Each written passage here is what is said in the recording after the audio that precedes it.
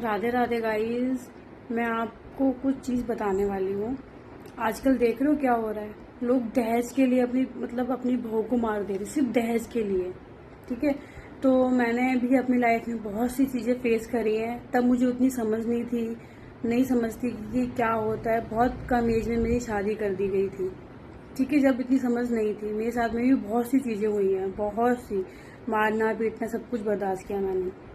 But मैंने आज के टाइम में अपनी बेटी को सिखाया है, बेटा जैसे तुम्हारी मम्मा जी रही है, अपने मन से खा रही है, मन का पहन रही है, जॉब कर रही है, कमा रही है, सब अच्छे से रह रही है, कुछ को रोक टोक नहीं। कहीं भी मम्मा गलत काम भी नहीं कर रही है। आपके लिए कमा रही है, अपने लिए भी कमा रही है, अपने शौक पूरे कर रही है, अपनी बेटी के शौक पूरे कर रही है, अपनी माँ के शौक पूरे कर रही है।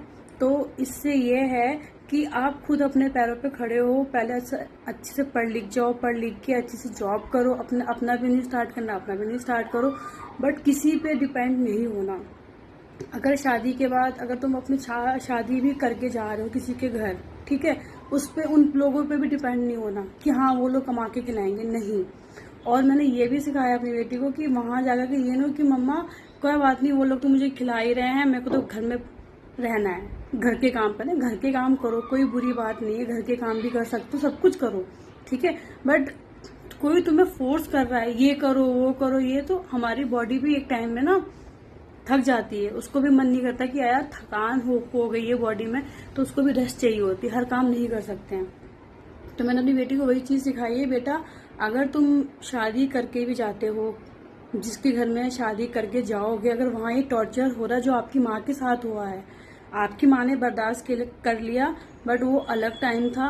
और आज के टाइम में बिल्कुल बर्दाश्त नहीं करना, बिल्कुल भी नहीं। अगर आपको कोई दो बातें बोल रहा है, सुना रहा है, तो आप चार सुना के आओ। अगर आपको कोई एक थप्पड़ मार रहा है, आप उसको 10 थप्पड़ मार कर आओ, ठीक है। और बिना मारे मत आना।